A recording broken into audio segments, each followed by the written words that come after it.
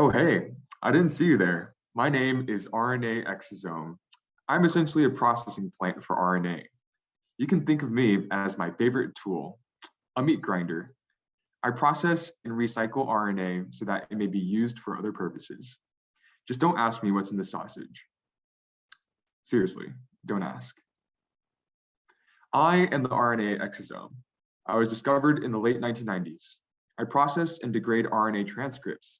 This is extremely important to maintain RNA homeostasis, and without it, autoimmunity would be triggered and result in dire consequences. I am much more known in yeasts than in humans.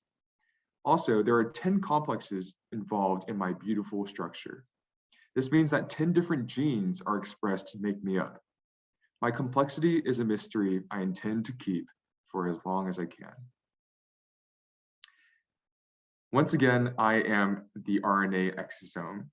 I'm a molecular machine primarily responsible for the degradation of mutated mRNA. I function in eukaryotic and archaic cells. Bacteria use a different, kind of similar enzyme called the degradosome, which is a bit simpler than I am and therefore inferior. I, the RNA exosome, am an exoribonuclease that catalyzes the hydrolytic and phosphorylated degradation of RNA from the 3' end in eukaryotes and prokaryotes, respectively. In the nucleus and the cytoplasm, I help degrade mutated RNAs that were perhaps mistranscribed, misprocessed, or unprocessed. And this is super important because it prevents messed up RNA strands from interfering with important cellular processes like protein translation. mRNA turnover is an important responsibility of mine also. After mRNA is used to code a protein peptide, the mRNA can be used again and produce another copy of the protein, but eventually it needs to be degraded in order to control the level of protein expression in a cell. I work with other proteins to conduct this degradation process in mRNA turnover. snRNA, which helps process pre-mRNA into mature mRNA, are formed partly with my help. So my exonuclease activity doesn't only degrade RNA, it also helps process them. And that way I empathize with Wreck-It Ralph. He is typically known for his role in destroying things, but as we know, he can help create things too. In the same way, I also help process rRNA and snRNA. So snRNA, as a review, guides chemical modifications to rRNA and tRNA, for example. I am comprised of 10 or 11 subunits, depending on my cellular location, that work together to form a ring-like structure with a centralized RNA funneling channel. I have catalytically inert and active portions that work together in order to process substrates, namely RNA. The catalytic status of each of my subunits is different across the domains of life, but for the sake of simplicity, I'm going to be referring to the eukaryotic structure. My eukaryotic RNA channel is composed of two catalytically inert domains, the cap and the central ring. Cap is an RNA binding domain that stabilizes my core structure. My central ring is comprised of 6 subunits that adopt a RNA's pH-like structure. Together, my central ring and my RNA binding cap interact to form the centralized channel that guides the RNA to my catalytically active portion for processing and degradation. My 10th subunit is a catalytically active ribonuclease associated with the base of the central ring. This is the location of RNA processing and degradation. In eukaryotes, the RNA enters through the RNA binding cap at the top and is channeled through the central core into my ribonuclease, labeled, where it is degraded in a series of hydrolytic reactions, either by endo or exonuclease activity. Additionally, I can have an extra eukaryotic subunit known as RRP6 that associates with my cap when I am in the nucleus. It allows me to exhibit additional exonuclease activity and is thought to possibly regulate the size of my RNA channel. Nevertheless, all of my subunits come together to recruit, process, and degrade RNA transcripts in order to maintain RNA homeostasis. I am composed of 4 large subunits, the first being RRP6, which forms a classical alpha-beta fold comprising a 6-stranded mixed beta sheet flanked by multiple alpha helixes. RRP6 is able to degrade substrates containing secondary structures, and this is only a feature in humans. Hydrolytic exoribonuclease RRP6, as well as protein cofactors such as the TRAMP and SKI complexes, which presumably add additional layers of regulation to 3' to 5' decay pathways, happens in eukaryotes.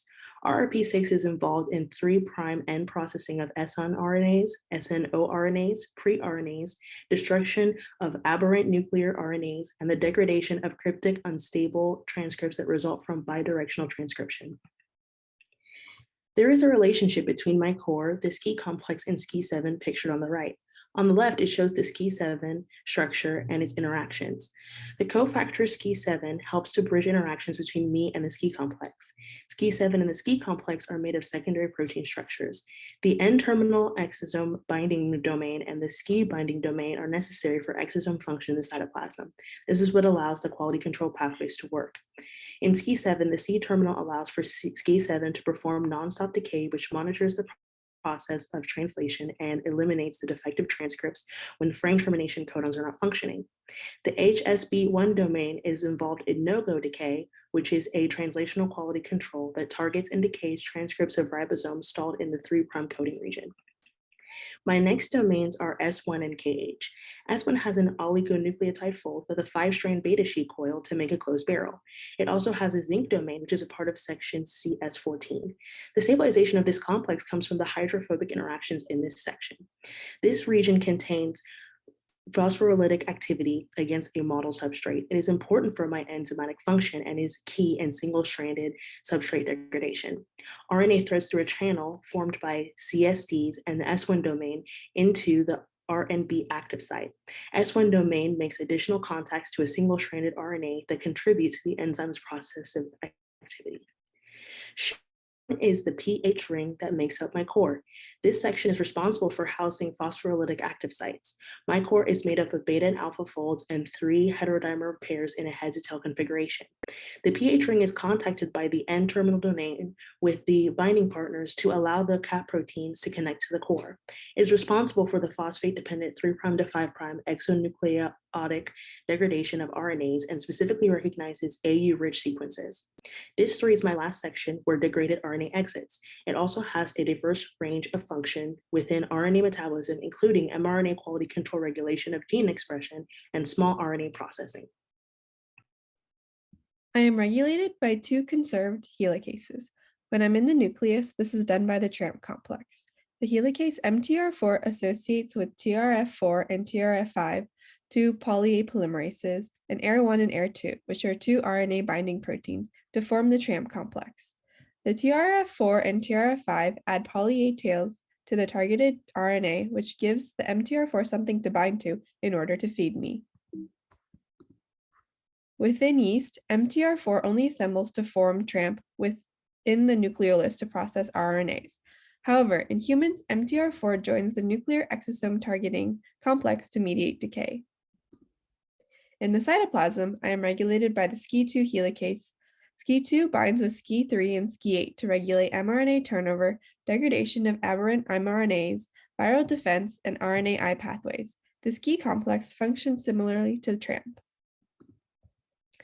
Exosome specificity factors are required to recruit helicases specific to the substrate in question.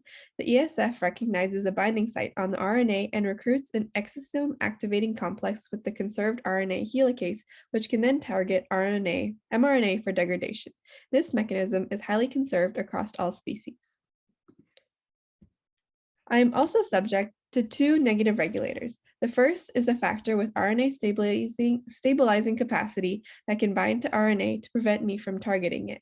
For example, NAB2 in yeast binds early during mRNA biogenesis to prevent decay. Another negative regulator is the protective sequence that binds and shields the transcript from decay. For example, the telomerase RNA in yeast physically blocks me so I can't degrade it. I am also present in archaea. However, the structure is much simpler. I consist of two exosomal components which assemble into a hexameric ring. The function is similar to eukarya, involving polyadenylation to degrade RNA. However, I am not present in bacteria. Instead, they have a PMPase which regulates RNA degradation. PMPase catalyzes phosphorylated degradation of RNA. As previously stated, I am present in two of the three domains of life, eukarya and archaea. And just like there are differences in my regulation, structure, and function in these different domains, there are also differences in how I evolved into my present state. While some of the above differences have already been touched on by my group members, this graphic shows just how different my protein structure is between the eukaryotic and archaic domains. Archaeal exosomes only have 4 unique structural proteins, while eukaryotic exosomes have 9. Let's dive into some specifics regarding how my conservation differs between these domains of life. Looking at these two images, it's not hard to see some structural similarities between the two different protein complexes, which occur in two very different organisms.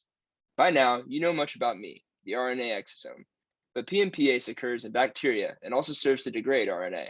It also occurs in eukaryotic mitochondria and chloroplasts from time to time.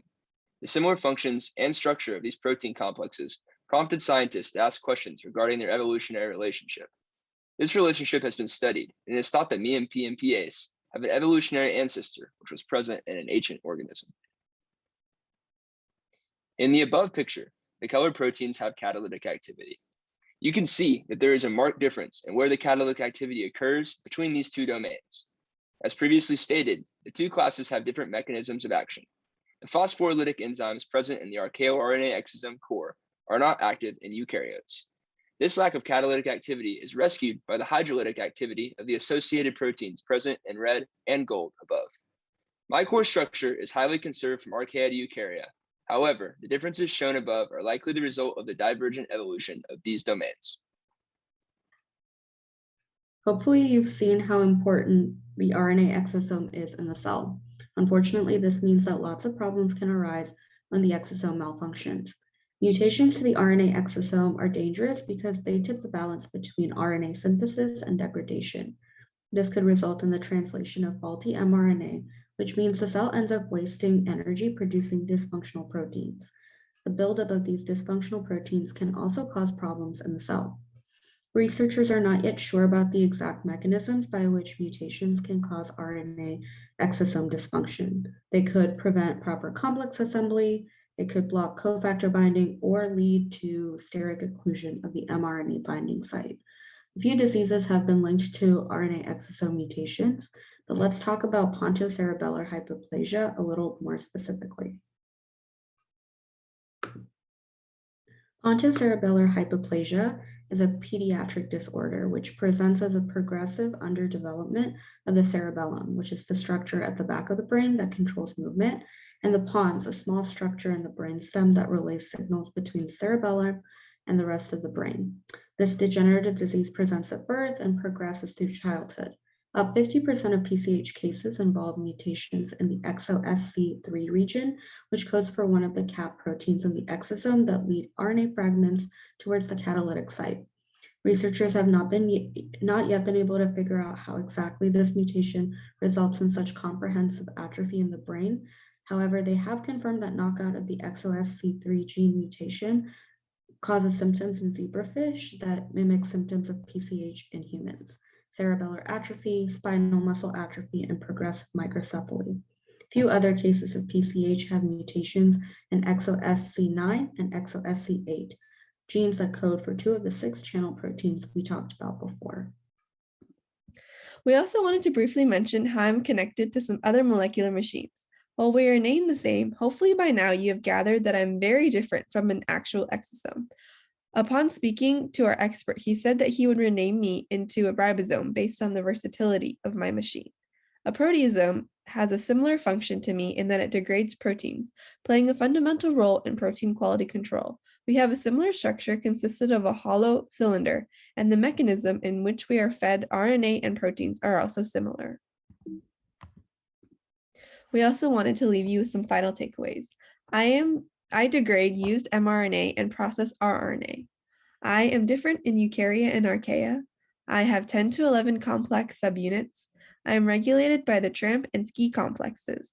I function similarly to the proteasome, and my dysfunction results in unbalanced RNA synthesis.